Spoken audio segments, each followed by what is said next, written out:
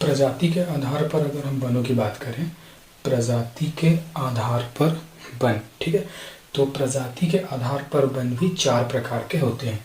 पहला होता है सागौन वन, साल वन, बांस वन और मिश्रित वन। प्रजाति के आधार पर मतलब कि उसकी जाति से हम बता रहे हैं कि यार ये साल का वृक्ष है ना, बांस का वृक्ष है, सागौन का वृक्ष है, मतलब कि उसकी हम जाति से उसको संबोधित कर रहे हैं। इसका ये तात्पर्य है कि प्रजाति के आधार पर वन सागौन वन, साल वन, बांस वन और मिश्रित वन, इसके 4 आधारों पे बांटा गया है, ठीक है। अगर हम इनकी डिटेल्स देखें तो अगर बात करें हम सागौन वन की, तो सागौन वन मध्य प्रदेश में सर्वाधिक भूभाग में पाया जाता है। याद रखना पहला पॉइंट, सागौन वन मध्य प्रदेश के सर्वाधिक भूभाग में पाया जाता है, ठीक है, याद रखना। सेकंड पॉइंट अगर हम देखें, इसमें जो वर्षा की आवश्यकता होती है, सागौन वन के लिए वर्षा की आवश्यकता 75 से 125 सेंटीमीटर वर्षा की आवश्यकता होती है, ठीक है। सागौन वन के लिए 75 से 125 सेंटीमीटर वर्षा की आवश्यकता होती है। तीसरा पॉइंट अगर मैं देखूं, सागौन वन का वैज्ञानिक नाम टेक्टोना ग्रांडिस है। क्या है? सागौन वन का वैज्ञानिक नाम टेक्टोना ग्रांडिस है। क्या नाम है? Tectona grandis. सागौन वन का वैज्ञानिक नाम टेक्टोना ग्रांडिस है। चौथा पॉइंट अगर मैं देखूं, मध्य प्रदेश में 19.36% भूभाग में सागौन वन पाए जाते हैं। 19.36% भूभाग में, जो कि सर्वाधिक, मध्य प्रदेश के सर्वाधिक भूभाग कितना, 19.36% भूभाग में सागौन वन पाए जाते हैं, ठीक है। अगर हम देखें मध्य प्रदेश में ये कहाँ कहाँ पाए जाते हैं, तो मंडला, जबलपुर, बैतूल, होशंगाबाद। याद रखना, मंडला, जबलपुर, बैतूल, होशंगाबाद वाले क्षेत्रों में सागौन वन पाए जाते हैं। कहाँ? मंडला, जबलपुर, बैतूल, होशंगाबाद वाले क्षेत्रों में सागौन वन पाए जाते हैं, ठीक है। अगर मैं छठवां पॉइंट की बात करूं, ये जो सागौन वन होते हैं उष्ण कटिबंधीय पर्णपाती वन होते हैं। याद रखना, सागौन वन उष्ण कटिबंधीय पर्णपाती वन होते हैं, ठीक है। सातवां पॉइंट अगर मैं देखूं, इसमें काली मिट्टी की आवश्यकता होती है, या हम कह सकते हैं कि सागौन वन काली मिट्टी में अच्छे होते हैं, ठीक है। मतलब कि सागौन वन की जो फसल होती है वो काली मिट्टी पे बहुत ही अच्छी होती है, ऐसा याद कर लो इसको। अगर मैं सागौन वन के ये पॉइंट्स फिर से याद करवाऊं, तो सागौन वन में हमको केवल 7 पॉइंट याद रखना है, ठीक है। पहला तो ये याद रख लो कि सागौन वन सर्वाधिक भूभाग में पाया जाता है। अब सर्वाधिक भूभाग में पाया जा रहा है तो कितने % भूभाग पर पाया जाता है, तो ये 19.36% भूभाग पर पाया जाता है।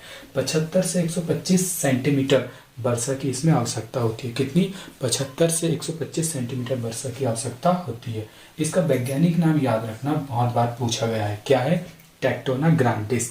सागौन वन का वैज्ञानिक नाम टेक्टोना ग्रांडिस है। क्या है? टेक्टोना ग्रांडिस, ठीक है। मंडला, जबलपुर, बैतूल और होशंगाबाद में सागौन वन पाए जाते हैं, ठीक।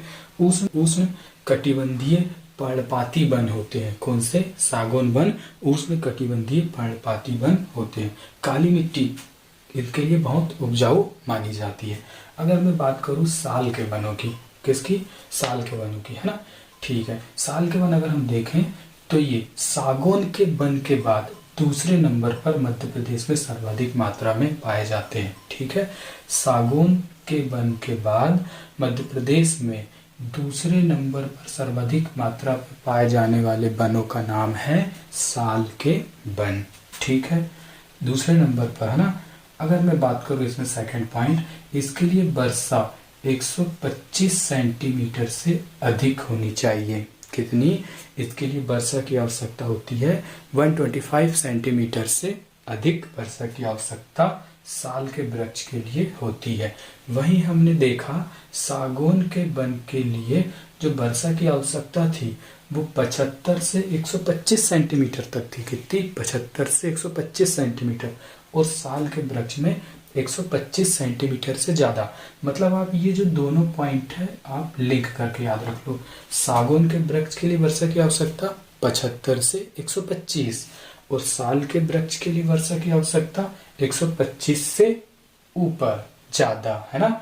अगर हम थर्ड पॉइंट की बात कर लें, ये जो साल के वृक्ष है इसका वैज्ञानिक नाम होता है सोरिया रोबस्टा। क्या नाम होता है दोस्तों? सोरिया रोबस्टा। साल के वृक्ष का वैज्ञानिक नाम सोरिया रोबस्टा होता है। ओढ़ के सो रहे हैं, सोरिया, ऐसा याद कर लो, साल ओढ़ के सोरिया, सोरिया रोबस्टा, ठीक है। अगर मैं फोर्थ पॉइंट की बात करूं, ये मध्य प्रदेश के 4.15% भूभाग में साल के वृक्ष पाए जाते हैं, ठीक है। जो कि दूसरे नंबर पर, मध्य प्रदेश के दूसरे नंबर पर ज़्यादा मात्रा में पाए जाने वाले वृक्ष है। कितना? 4.15% भूभाग पर ये पाए जाते हैं। नेक्स्ट पॉइंट की अगर मैं बात करूं, ये मंडला, बालाघाट, शहडोल, उमरिया, अनूपपुर और सीधी में पाए जाते हैं। कहाँ कहाँ? मंडला, बालाघाट, शहडोल, उमरिया, अनूपपुर और सीधी वाले एरिया में ये साल के वृक्ष पाए जाते हैं, ठीक है। छठवां पॉइंट अगर हम देखें, ये जो साल के वृक्ष होते हैं ना, ये सदाबहार वृक्ष होते हैं। कौन से? सदाबहार वृक्ष होते हैं। साल के वृक्ष को सदाबहार वृक्ष कहते हैं, ठीक है। अगर मैं बात करूं, इसमें मिट्टी लाल पीली मिट्टी इसके लिए बहुत उपजाऊ मानी जाती है। साल के वृक्ष के लिए लाल पीली मिट्टी बहुत उपजाऊ मानी जाती है। अगर मैं एक और बार इनको रिवीजन कर दूं, साल के वृक्ष सागौन के बाद दूसरे नंबर पर सबसे ज़्यादा मिलने वाले वृक्ष होते हैं। कितने परसेंट भूभाग पर मिलते हैं? 4.15% भूभाग पर मिलते हैं। 125 सेंटीमीटर से ज़्यादा वर्षा की इसमें आवश्यकता होती है। इसका वैज्ञानिक नाम की बात करें हम, सोरिया रोबस्टा। ऐसा याद कर लो कि मैं साल ओढ़ के सोरिया, मैं साल ओढ़ के सोरिया, है ना। सोरिया रोबस्टा, साल के वृक्ष का नाम है सोरिया रोबस्टा, ठीक है। मंडला, बालाघाट, शहडोल, उमरिया, अनूपपुर, सीधी में ये वृक्ष पाए जाते हैं। अगर मैं बात करूं, ये जो साल के वृक्ष होते हैं सदाबहार वन कहे जाते हैं, सदाबहार वृक्ष होते हैं, ठीक है। इनके लिए उपजाऊ मिट्टी की बात करूं तो लाल पीली मिट्टी इनके लिए उपजाऊ मिट्टी मानी जाती है ना। अगर मैं बात करूं बांस के वृक्ष की, तो ये जो बांस के वृक्ष के लिए जो वर्षा की आवश्यकता होती है वो 75 सेंटीमीटर से अधिक होती है। हमने जहां देखा सागौन के वृक्षों के लिए वर्षा की आवश्यकता होती है 75 से 125 सेंटीमीटर, वहीं साल के वृक्षों के लिए वर्षा की 125 सेंटीमीटर से ज़्यादा वर्षा की आवश्यकता होती है। वहीं हम देखें बांस के वृक्ष में तो इसमें 75 सेंटीमीटर से ज़्यादा वर्षा की आवश्यकता होती है। आप ऐसे याद रख लो कि सागौन के वन में वर्षा की आवश्यकता हो रही 75 से 125 सेंटीमीटर, है ना। तो साल के वृक्ष के लिए इधर वाला 125 उठा लो आप, साल के वृक्ष के लिए 125 सेंटीमीटर से ज़्यादा, वहीं बांस के वृक्ष के लिए 75 सेंटीमीटर से ज़्यादा। मतलब ये आप एक याद कर लोगे तो आप इससे ये भी याद कर लोगे और ये भी आसानी से आप याद कर सकते हो, ठीक है। बांस के वृक्ष के लिए वर्षा की आवश्यकता 75 सेंटीमीटर से ज़्यादा, ठीक है। ये जो बांस है ये घास का रूपांतरण होता है। कई बार क्वेश्चन में पूछ लिया जाता है कि बांस क्या है, घास का रूपांतरण है, या 3 ऑप्शन कुछ भी दे देता है, ठीक है। तो अपने को पता होना चाहिए कि ये जो बांस है घास का रूपांतरण है, ठीक है। Second point. थर्ड पॉइंट की अगर मैं बात करूं कि हमारे जो मध्य प्रदेश में, ठीक है, मध्य प्रदेश में डेंड्रोकैलेमस स्ट्रिक्स प्रजाति का बांस पाया जाता है। मध्य प्रदेश में डेंड्रोकैलेमस स्ट्रिक्स, क्या?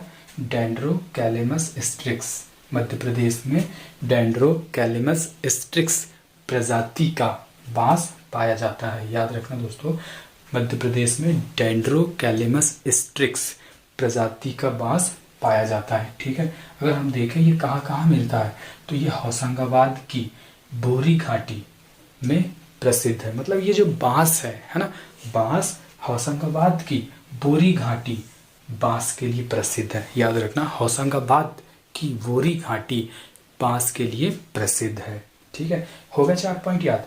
फिर से याद कर लो, बांस के वृक्ष के लिए वर्षा की आवश्यकता 75 से ज़्यादा, घास का रूपांतरण है, डेंड्रोकैलेमस स्ट्रिक्स प्रजाति के बांस मध्य प्रदेश में पाए जाते हैं, ठीक है।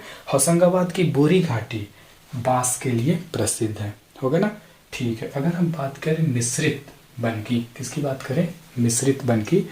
तो ये पूरे मध्य प्रदेश के लगभग 1/3 भाग में मिश्रित वन पाए जाते हैं। याद रखना, मध्य प्रदेश के लगभग 1/3 भाग में मिश्रित वन पाए जाते हैं। ठीक है। अगर मैं बात करूँ इसका सेकंड पॉइंट, तो इसमें सागौन, साल और बांस, भाई मिश्रित नाम से ही पता चल रहा है कि इसमें सागौन, साल और बांस तीनों प्रकार के वन पाए जाते हैं। ठीक है।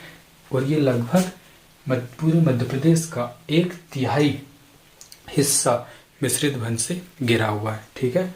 जो कि सागौन, साल और बांस तीनों प्रकार के वन इसमें पाए जाते हैं। ये हमने देख लिया प्रजाति के आधार पर वन।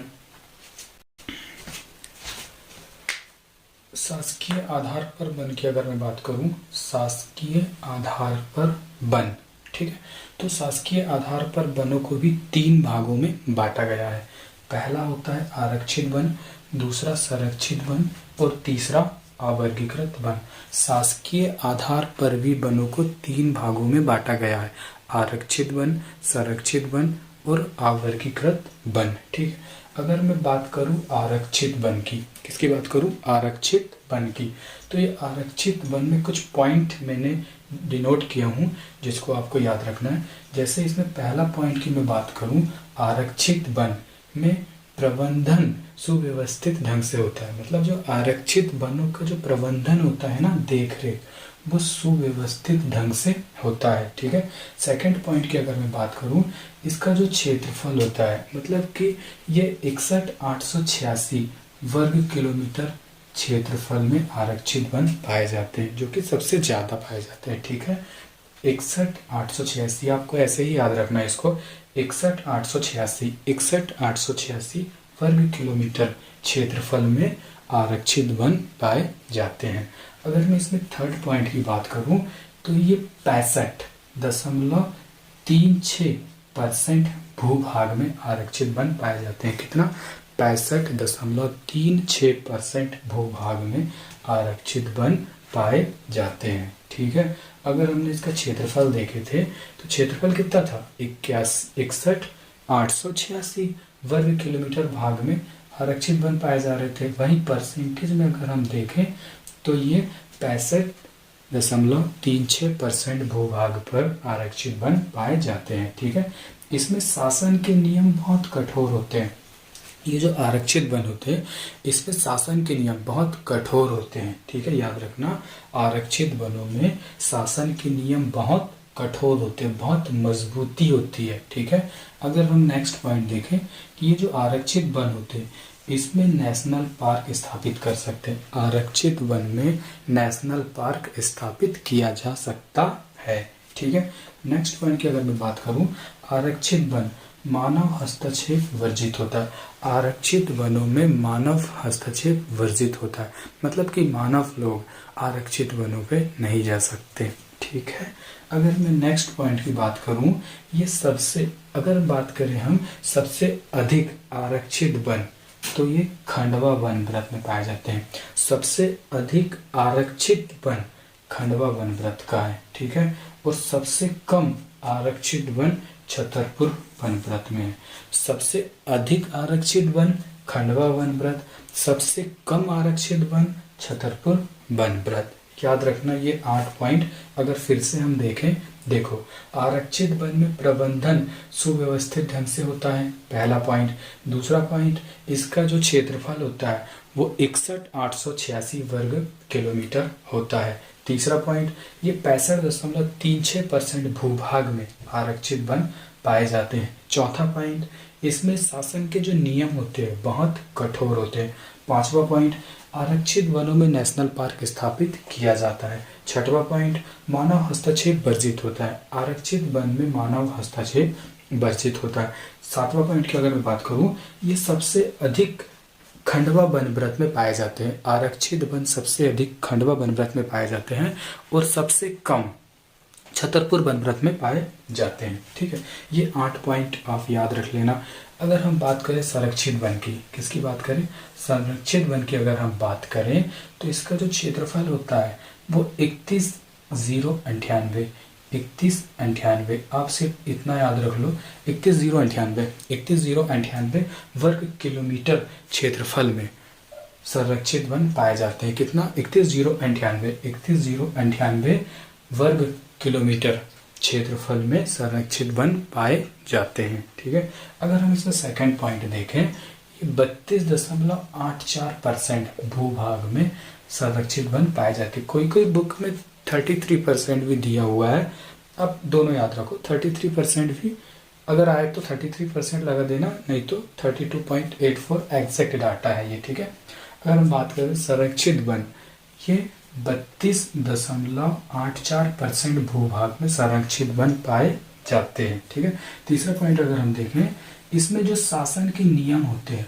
वो थोड़े नाजुक होते हैं, मतलब थोड़े ढील दे देते हैं कि चलो आप जाओ कंदमूल लकड़ियाँ वगैरह एकत्रित कर सकते हैं ना। इसमें शासन के नियम थोड़े शिथिल होते हैं। अगर मैं बात करूं, इसमें अभ्यारण्य स्थापित किया जा सकता है, संरक्षित वनों में अभ्यारण्य स्थापित किया जा सकता है। वहीं हमने देखा था आरक्षित वन में नेशनल पार्क स्थापित किया जा सकता है, वहीं संरक्षित वन में अभ्यारण्य स्थापित किया जा सकता है। दोनों को आप लिंक कर लो, आरक्षित वन में नेशनल पार्क, संरक्षित वन में अभ्यारण्य। ठीक है ना। अगर हम बात करें नेक्स्ट पॉइंट की, कि ये जो संरक्षित वन होता है इसमें कंदमूल लकड़ियाँ के लिए छूट मिल जाती है, कि मतलब आप कंदमूल और जो जलाऊ लकड़ियाँ होती है उसको एकत्रित कर सकते हैं। ठीक है, ये हो गया हमारा संरक्षित वन। अगर हम बात करें तीसरा अवर्गीकृत वन की, किसकी? अवर्गीकृत वन की अगर हम बात करें तो ये 1705 वर्ग किलोमीटर के क्षेत्र में अवर्गीकृत वन पाए जाते हैं, है ना। 1705 वर्ग किलोमीटर क्षेत्र में अवर्गीकृत वन पाए जाते हैं। ठीक है, परसेंटेज में अगर हम देखें तो ये 1.8% भूभाग में अवर्गीकृत वन पाए जाते हैं। कोई कोई बुक में उसका 2% भी दिया हुआ है। अगर ऑप्शन के अकॉर्डिंग देखना, ऑप्शन में 2% हो तो 2% टिक कीजिए, नहीं तो 1.8% एग्जैक्ट डाटा है। ठीक है, अवर्गीकृत वन 1.8% भूभाग में पाया जाता है। ठीक है, अवर्गीकृत वन अवर्गीकृत वन किसे कहते हैं? जिसका वर्गीकरण ही ना हो उसको क्या कहेंगे हम? अवर्गीकृत वन। हो गया 3 पॉइंट याद। अवर्गीकृत वन का जो क्षेत्र होता है 1705 वर्ग किलोमीटर के क्षेत्र में अवर्गीकृत वन पाया जाता है। 1.8% भूभाग में अवर्गीकृत वन पाए जाते हैं। ठीक है, अगर हम देखें वह वन जिसका कोई वर्गीकरण ही ना हो उसको अवर्गीकृत वन कहते हैं। ठीक है, अगर मैं एक बार पूरा रिवीजन करा दूं, आरक्षित वन, ठीक है, इसमें प्रबंधन सुव्यवस्थित ढंग से होता है। इसका जो क्षेत्रफल होता है 61,886 वर्ग किलोमीटर होता है। अगर परसेंटेज में देखें 65.36% भूभाग में आरक्षित वन पाए जाते हैं। इसमें शासन के नियम कठोर होते हैं। आरक्षित वन में नेशनल पार्क स्थापित किया जा सकता है। मानव हस्तक्षेप वर्जित होता है। सबसे अधिक वनव्रत खंडवा वनव्रत का है, सबसे कम वनव्रत छतरपुर वनव्रत का है। ठीक है, ये 8 पॉइंट। संरक्षित वन पे आ जाओ, अगर हम इसमें देखें संरक्षित वन, ये जो 31,098 वर्ग किलोमीटर भाग में संरक्षित वन पाए जाते हैं। परसेंटेज में अगर मैं बात करूं तो ये 32.84% भूभाग पर 32.84% भूभाग पर संरक्षित वन पाया जाता था, जो कि इधर हम आरक्षित वन पे देखें तो 65.36% आरक्षित वन कितना था? 65.36%, जो कि सबसे ज्यादा था। वहीं संरक्षित वन कम है तो ये 32.84% भूभाग पर संरक्षित वन पाया जाता है। इसमें शासन के नियम थोड़े शिथिल पड़ जाते हैं। ठीक है, इसमें अभ्यारण्य स्थापित किया जाता है। हम जहाँ देखें आरक्षित वन में नेशनल पार्क स्थापित कर रहे हैं, वहीं संरक्षित वन में अभ्यारण्य स्थापित कर सकते हैं। ठीक है ना। अगर हम देखें कंदमूल लकड़ियां के लिए हमको संरक्षित वनों में छूट मिल जाती है। ठीक है ना।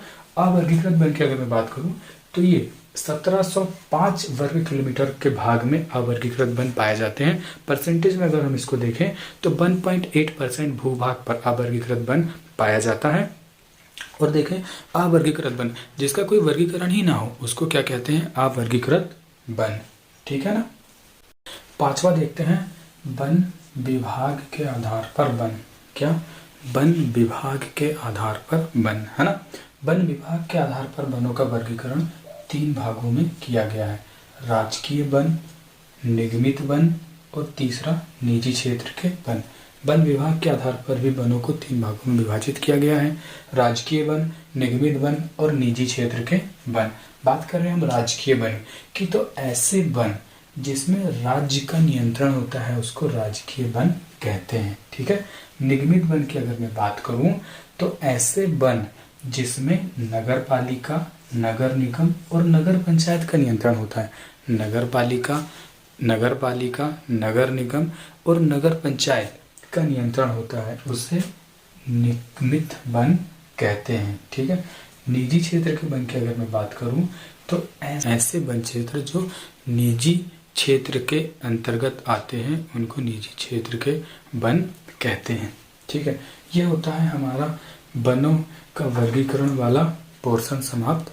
अब इसके बाद वाले वीडियो में हम इसमें वन क्षेत्र में दिए जाने वाले पुरस्कार देखेंगे और भी कुछ इम्पोर्टेंट फैक्ट्स जो बच जाते हैं हम वो नेक्स्ट वीडियो में देखेंगे।